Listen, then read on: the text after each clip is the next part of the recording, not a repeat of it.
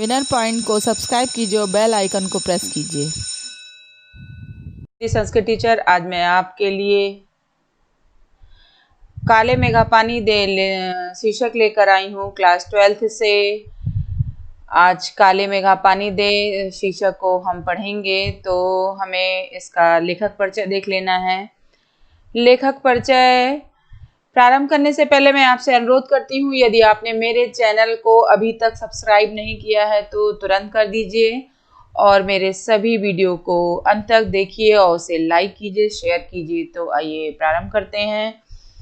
काले मेघा पानी दे शीर्षक जो है गद्य में हमारा नेक्स्ट पार्ट है। इससे पहले मैंने आपको 2 पार्ट पढ़ा दिए थे। पहला था भक्तिन और दूसरा था बाजार दर्शन। यदि आपने उसे नहीं अभी तक देखा है तो उसे जरूर देख लीजिएगा। तो आइए देखते हैं। धन्वी भारती का जन्म उत्तर प्रदेश के इलाहाबाद जिले में सन 1926 में हुआ था। इनके बचपन का कुछ समय आजमगढ़ मऊनाथ भजन में बीता। इनके पिता की मृत्यु के बाद परिवार को भयानक आर्थिक संकट से गुजरना पड़ा। इनका भरण पोषण इनके मामा अभय कृष्ण ने किया था। सन 1942 में इन्होंने इंटर कॉलेज कायस्थ पाठशाला से इंटरमीडिएट किया था। 1943 में इन्होंने प्रयाग विश्वविद्यालय से बीए पास की तथा 1947 में इन्होंने एमए हिंदी से उत्तीर्ण किया। तत्पश्चात इन्होंने डॉक्टर धीरेन्द्र वर्मा के निर्देशन में सिद्ध साहित्य पर शोध कथा कार्य किया। इन्होंने अभ्युदय व संगम पत्र में कार्य भी किया। बाद में प्रयाग विश्वविद्यालय के हिंदी विभाग में प्राध्यापक के पद पर कार्य करने लगे। 1960 ईस्वी में नौकरी छोड़कर धर्मयुग पत्रिका का इन्होंने संपादन किया। दूसरा शतक में इनका स्थान विशिष्ट माना जाता है। इन्होंने कवि, उपन्यासकार, कहानीकार, पत्रकार तथा आलोचक के रूप में हिंदी जगत को अमूल्य रचनाएं दी। इन्हें पद्मश्री, व्यास सम्मान व अनेक पुरस्कारों से नवाजा गया। इन्होंने इंग्लैंड, जर्मनी, थाईलैंड, इंडोनेशिया आदि देशों की यात्राएं भी की। 1997 ईस्वी में इनका देहांत हो गया। तो आइए इनकी रचना देख लेते हैं। रचनाएं इनकी कुछ इस प्रकार हैं। इन्होंने जो कविता संग्रह लिखा उस कविता संग्रह में है कनुप्रिया, 7 गीत वर्ष, ठंडा लोहा, कहानी संग्रह, बंद गली का, आखिरी मकान, मुर्दों का गांव, चांद और टूटे हुए लोग। इन्होंने जो उपन्यास लिखे उसके जो बहुत ही प्रसिद्ध थे, जोत की था, सूरज का 7वां घोड़ा, गुनाहों का देवता। गीत नाट्य इन्होंने लिखा अंधा युग, निबंध संग्रह जो इनके थे उसका नाम है पश्यंती, कहानी अनकहानी, ठेले पर हिमालय। आलोचना में प्रगतिवाद, एक समीक्षा, मानव मूल्य और साहित्य, एकांकी संग्रह, नदी प्यासी थी। तो इसका प्रतिपाद्य हम देखते हैं। पाठ का प्रतिपाद्य कुछ इस प्रकार है। काले मेघा पानी दे से ही पता चलता है कि बारिश वर्षा का समय है, वर्षा की प्रतीक्षा हो रही है। तो उसी पर ये लोक प्रचलित जो इन्होंने अपना संग्रह लिखा उसमें देखते हैं कि काले मेघा पानी दे संस्मरण में लोक प्रचलित विश्वास और विज्ञान के द्वंद्व का चित्रण किया गया। विज्ञान का अपना तर्क है और विश्वास का अपना सामर्थ्य। इनकी सार्थकता के विषय में शिक्षित वर्ग असमंजस में है। लेखक ने इसी दुविधा को लेकर पानी के संदर्भ में प्रसंग रचा। आषाढ़ का पहला पखवाड़ा बीत चुका था। ऐसे में खेती व अन्य कार्यों के लिए पानी ना हो तो जीवन चुनौतियों का घर बन जाता है। यदि विज्ञान इन चुनौतियों का निराकरण नहीं कर पाता तो उत्सव धर्मी भारतीय समाज किसी न किसी जुगाड़ में लग जाता है। प्रपंच रचता है और हर कीमत पर जीवित रहने के लिए अशिक्षा तथा बेबसी के भीतर से उपाय और काट की खोज करता ही रहता है। सारांश इस प्रकार है। लेखक बताता है कि जब वर्षा की प्रतीक्षा करते करते लोगों की हालत खराब हो जाती है, तब गांव में नंग धड़ंग किशोर शोर करते हुए, कीचड़ में लौटते हुए गलियों में घूमते हैं। ये 10-12 वर्ष की आयु के होते हैं तथा सिर्फ जांघिया व लंगोटी पहनकर गंगा मैया की जय बोलकर गलियों में चल पड़ते हैं और जयकारा सुनते ही स्त्रियां व लड़कियां छज्जे और बरजों पर आकर झांकने लगती हैं। इस मंडली को इंद्र सेना या मेढक मंडली भी कहा जाता है। ये पुकार लगाते हैं। क्या पुकार लगाते हैं? काले मेघा पानी दे गुड़धानी दे। क्या गाते हैं? काले मेघा पानी दे गुड़धानी दे, गगरी फूटी बैल पियासा काले मेघा पानी दे। मने वो गुहार लगा रहे हैं कि हे काले काले बादल, अब तो मुझे पानी दे दो, बहुत देर हो रही है। जब यह मंडली किसी घर के सामने रुककर पानी की पुकार लगाती है तो घरों में सहेज कर रखे पानी से इन बच्चों को सर से पैर तक तर कर दिया जाता था। ये भीगे बदन मिट्टी में लोट लगाते और कीचड़ में लथपथ हो जाते। यह वह समय होता था जब हर जगह लोग गर्मी से में भुनकर त्राही त्राही करने लगते हैं, कुएं सूखने लगते हैं, नलों में बहुत कम पानी आता था, खेतों की मिट्टी में पपड़ी पड़कर जमीन फटने लगती है, लू के कारण व्यक्ति बेहोश होने लगते हैं, मने हर तरफ सूखा ही पड़ जाता है। पशु पानी की कमी से मरने लगते थे, लेकिन बारिश का कहीं नामो निशान नहीं होता था। जब पूजा पाठ आदि विफल हो जाती तो इंद्र सेना अंतिम उपाय के तौर पर निकलती थी और इंद्र देवता से पानी की मांग करती थी, गुहार करती थी। लेखक को यह समझ में नहीं आता था कि पानी की कमी के बावजूद लोग घरों में कठिनाई से इकट्ठा किए पानी को इन पर क्यों फेंकते हैं। वो यही सोचते थे एक तो पानी नहीं और इनके ऊपर डालकर बर्बाद कर रहे हैं।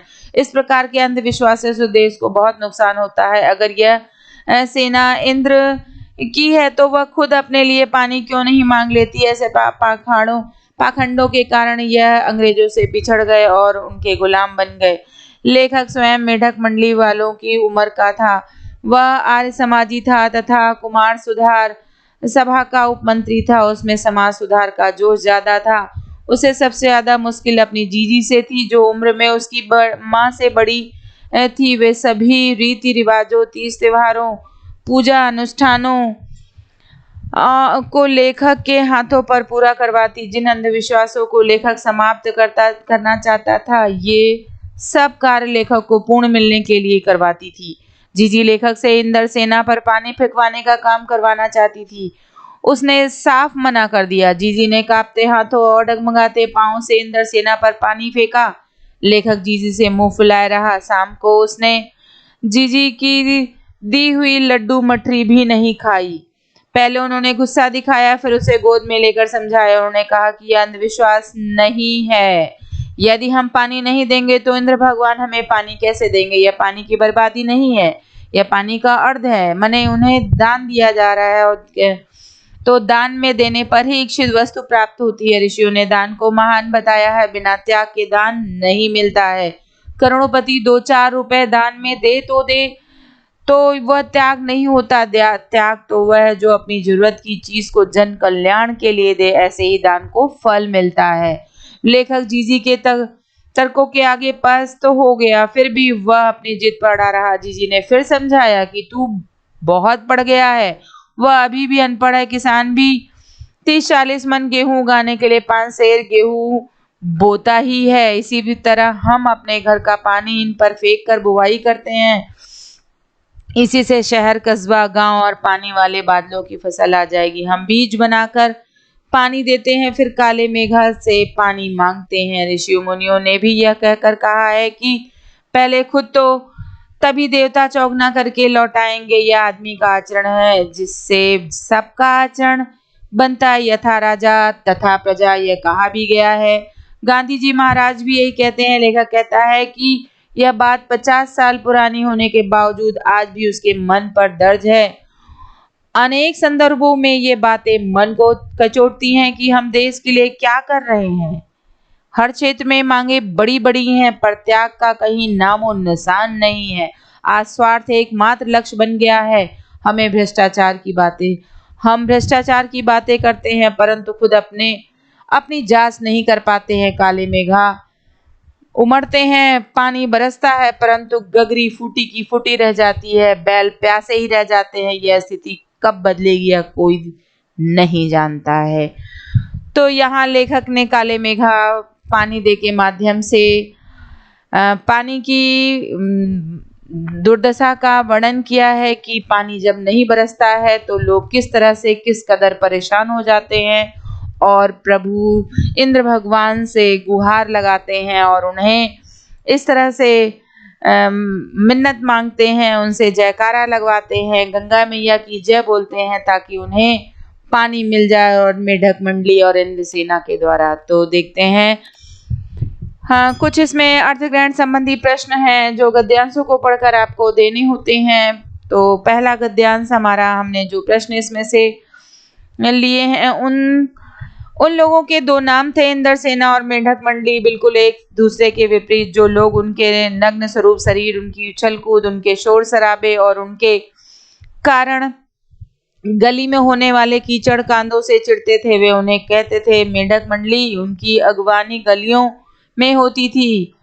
वे होते थे 10-12 बरस से 16-18 बरस के लड़के, सांवला, नंगा बदन, सिर्फ एक जांघिया या कभी कभी सिर्फ लंगोटी मात्र। एक जगह इकट्ठे होते पहला जयकारा लगता था, बोल गंगा मैया की जय। जयकारा सुनते ही लोग सावधान हो जाते थे। स्त्रियां और लड़कियां छज्जे बारजे से झांकने लगती और यह विचित्र रंग ढड़ंग टोली उछलती कूदती समेत पुकार लगाती। तो इससे प्रश्न कुछ देखिएगा, गांव में पानी मांगने वालों के नाम क्या थे, ये पानी क्यों मांगते थे?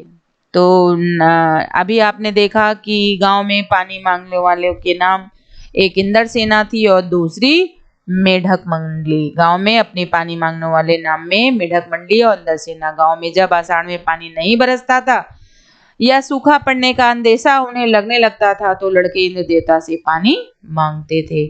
दूसरा प्रश्न है, मेढक मंडली से क्या तात्पर्य है? जो बच्चे मेढक की तरह उछल कूद, शोर शराबे व कीचड़ करते थे उन्हें मेढक मंडली कहा जाता था। दूसरा प्रश्न है, मेढक मंडली में कैसे लड़के होते थे? मेढक मंडली में 10-12 वर्ष से 16-18 वर्ष के लड़के होते थे। इनका रंग सांवला था तथा वस्त्र के नाम पर सिर्फ एक जांघिया और कभी कभी सिर्फ एक लंगोटी मात्र पहनते थे। चौथा प्रश्न है, इंद्रसेना के जयकारे की क्या प्रतिक्रिया होती थी? तो देखिएगा, इंद्रसेना या मेढक मंडली का जयकारा बोल गंगा मैया की जय सुनते ही लोगों में हलचल मच जाती थी। स्त्रियां और लड़कियां बारजे से इस टोली के क्रियाकलाप देखने लगती थीं। दूसरा पैरा है, सचमुच ऐसे दिन होते जब गली मोहल्ला, गांव, शहर, सब जगह लोग गर्मी से में भुन भुन कर त्राहिमाम कर रहे होते। जेठ के 10 तपात बीत कर आषाढ़ का पहला पखवाड़ा भी बीत चुका होता, पर क्षितिज पर कहीं बादल की रेख भी नहीं दिखती होती। कुएं सूखने लगते, नलों में एक तो बहुत कम पानी आता भी तो आधी रात को भी मानो खौलता हुआ पानी हो। शहरों की तुलना में गांव में और भी हालत खराब होती थी। जहां जुताई होनी चाहिए वहां खेतों की मिट्टी सूख कर पत्थर हो जाती, फिर उसमें पपड़ी पड़कर जमीन फटने लगती। लो इसी की चलते चलते आदमी आधे रास्ते में लू खाकर गिर पड़ते। ढेर ढोर डंगर प्यास के मारे मरने लगते, लेकिन बारिश का कहीं नाम निशान नहीं। ऐसे में पूजा पाठ, कथा विधान सब करके लोग जब हार जाते तब अंतिम उपाय के रूप में निकलती है इंद्रसेना। वर्षा के बादलों के स्वामी इंद्र और इंद्र की सेना टोली बांधकर कीचड़ में लथपथ निकलती, पुकारते हुए मेघों को, पानी मांगते हुए प्यासे गल्लों और सूखे खेतों के लिए। तो इससे प्रश्न है, लोगों की परेशानी का क्या कारण था? जब आषाढ़ के 15 दिन बीत जाते तो बादलों का नामो निशान नहीं देखते, तो कुओं का पानी जब सूख जाता तो नलों में पानी नहीं रहता। ऐसे में यदि आता भी तो बेहद गर्म होता, इसी कारण लोगों को परेशानी होती थी। गांव में लोगों की क्या दशा होती थी? गांव में बारिश न होने से हालत खराब होती। खेतों में जहां जुताई होनी चाहिए वहां की मिट्टी सूखकर पत्थर बन जाती थी, फिर उसमें पपड़ी जम जाती थी और जमीन फटने लगती थी। लू के कारण लोग चलते फिरते गिर जाते, पशु प्यास के कारण मरने लगते। तीसरा प्रश्न है, गांव वाले बारिश के लिए क्या उपाय करते थे? तो इसका उत्तर देखिएगा, गांव वाले बारिश के देवता इंद्र से प्रार्थना करते थे कि वे कहीं पूजा पाठ करते थे तो कहीं कथा कीर्तन करते थे। इन सब में विफल होने के बाद इंद्रसेना कीचड़ व पानी में लथपथ होकर वर्षा की गुहार लगाती थी। इंद्रसेना क्या है, वह क्या करती थी? इंद्रसेना उन किशोरों का झुंड था जो भगवान इंद्र से वर्षा मांगने के लिए गली गली घूमकर लोगों से पानी मांगते थे। वे लोगों से पानी मिले पानी में नहाते थे, उछलते कूदते थे, कीचड़ में लथपथ होकर मेघों से पानी मांगते थे। तो तीसरा पैरा देखिए, पानी की आशा पर जैसे सारा जीवन आकर टिक गया है बस एक बात मेरे समझ नहीं आती थी कि जब चारों ओर पानी की इतनी कमी है तो लोग घर में इतनी कठिनाई से इकट्ठा करे हुए पानी को क्यों व्यर्थ करते हैं, बाल्टी भर भर कर क्यों फेंकते हैं। कैसी निर्मम बर्बादी है पानी की। देश की कितनी क्षति हो रही है। इस तरह के अंधविश्वास से कौन कहता है इन्हें इंद्र की सेना। अगर इंद्र महाराज से ये पानी दिलवा सकते तो खुद अपने लिए पानी क्यों नहीं लेते। क्यों मोहल्ले भर का पानी नष्ट करवाते घूमते। नहीं, सब पाखंड है, अंधविश्वास है। ऐसी अंधविश्वास के कारण हम अंग्रेजों से पिछड़ गए और गुलाम बन गए। इनसे जो प्रश्न बनते हैं देख लेते हैं। लेखक को कौन सी बात समझ में नहीं आती। लेखक को यह समझ नहीं आता कि जब पानी की इतनी कमी है तो लोग कठिनाई से इकट्ठे हुए पानी को बाल्टी भर भर कर इंद्र सेना पर क्यों फेंकते हैं। यह पानी की बर्बादी थी लेखक के समझ से। देश, दूसरा प्रश्न देखिएगा, देश को किस तरह के अंधविश्वासों से क्षति होती है। वर्षा न होने पर पानी की कमी हो जाती है। ऐसे समय में ग्रामीण बच्चों की मंडली पर पानी फेंककर गलियों में पानी बर्बाद करने जैसे अंधविश्वासों से देश की क्षति होती है। लेखक के अनुसार कौन कहता है इन्हें इंद्र की सेना। इस कथन का व्यंग्य स्पष्ट कीजिए। तो इस कथन से लेखक ने इंद्र सेना और मेढक मंडली पर व्यंग किया है। ये लोग पानी की बर्बादी करते तथा पाखंड फैलाते। यदि ये इंद्र से औरों को पानी दिलवा सकते हैं तो अपने लिए ही क्यों नहीं मांग लेते। इंद्र सेना के विरोध में लेखक तर्क देता है कि यदि यह सेना इंद्र महाराज से पानी दिलवा सकती है तो यह अपने लिए घड़ा भर पानी क्यों नहीं मांग लेती। यह सेना मोहल्ले का पानी क्यों बर्बाद करवा रही है। अगला देखिएगा, वो कहते हैं कि मैं असल में तो इन्हीं मेढक मंडली वालों की उम्र का, पर कुछ तो बचपन के आर समाजी संस्कार थे और एक कुमार सुधार सभा कायम हुई, उसका उप मंत्री बना दिया गया। समाज सुधार का जोश कुछ ज्यादा ही था। अंधविश्वास के खिलाफ तो तर्कस में तीर रखकर घूमता रहता, मगर मुश्किल यह थी कि मुझे अपने बचपन में जिससे सबसे ज्यादा प्यार मिला वे थी उनकी जीजी। यूं मेरी रिश्ते में कोई नहीं थी, उम्रें मेरी माँ जैसी थी, पर उनके अपने लड़के बहू सबको छोड़कर उनके प्राण मुझी में बसते थे और वे अंधविश्वास, उनका तमाम रीति रिवाज, तीज त्योहार, पूजा अनुष्ठान की खान जिन्हें कुमार सुधारक सभा का यह उप मंत्री अंधविश्वास कहता था, उन्हें जड़ से उखाड़ फेंकना चाहता था। पर मुश्किल यह थी कि उसका कोई पूजा विधान, कोई त्योहार अनुष्ठान मेरे बिना पूरा नहीं होता था। ऐसे प्रश्न जो बनते हैं देखते हैं। लेखक बचपन में क्या करना चाहता था, क्या काम करता था। लेखक बचपन में आर्य समाजी संस्कारों से प्रभावित था। वह कुमार सुधार सभा का उपमंत्री था। वह अंधविश्वासों के खिलाफ प्रचार करता था। वह मेढक मंडली को नापसंद करता था। दूसरा प्रश्न है, बीती रात उसने उत्तर में क्या कहा। जीजी का लेखक के साथ कोई रिश्ता नहीं था। लेखक की माँ से बड़ी उम्र थी। लेखक को सर्वाधिक प्यार करती थी। उनके प्राण अपने लड़के बहू की बजाय उस लेखक में बसते थे। लेखक अंधविश्वासों को मानने के लिए क्यों विवश होता था।